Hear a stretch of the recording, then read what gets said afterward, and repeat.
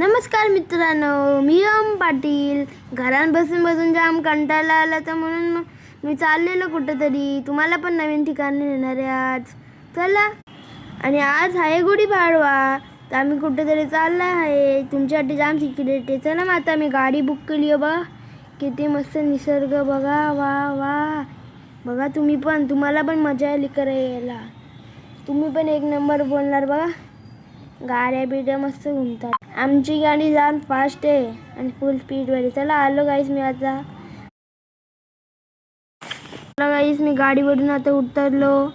मग आता मी चालले ठाण्यामध्ये प्रति तुळजाभवानी मंदिरात.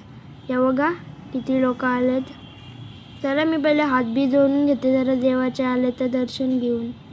या बघा, मी तुम्हाला अख्खा तुमचं हे सांगते. प्रति तुळजाभवानीचा मंदिर साकारण्यात आला आहे. हा मंदिर 5 पाकळी इथे आहे. 1350 टन पाषाणाचा वापर करून पारंपरिक शैलीत बांधण्यात आला आहे. 26 दगडस्तंभ, 20 गजमुख आणि 108 दीपमाला आहे. आणि आईची मूर्ती काळ्या पाषाणाची असून तुळजापूर मंदिराशी साम्य राखण्याचा प्रयत्न केला आहे. तुम्हाला इकडे यायचं असेल तर मी सांगते तुम्हाला कुठून यायचे आणि कसं यायचं. ठाणे स्टेशनवरून तुम्ही येऊ शकता. 5-10 मिनिटाचं अंतर आहे.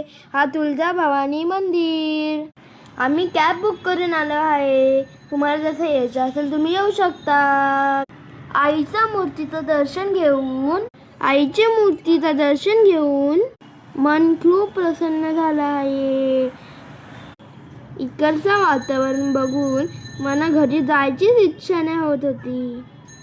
इकडं मी आईचा सिंहाचं पण दर्शन घेतलं आहे. खूप मोठा सिंह होता तो.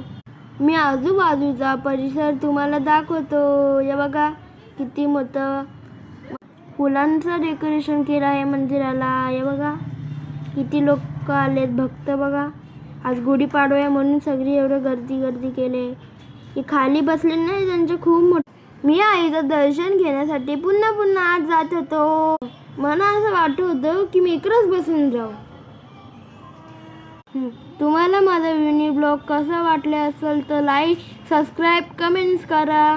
मी थोडा नवीन आले म्हणून थोडा प्रयत्न तरी केलं तुमच्यासाठी, म्हणून सबस्क्राईब प्लीज करा. या बघा थोडा फोटो पण खेचून घेतो आणि बाय.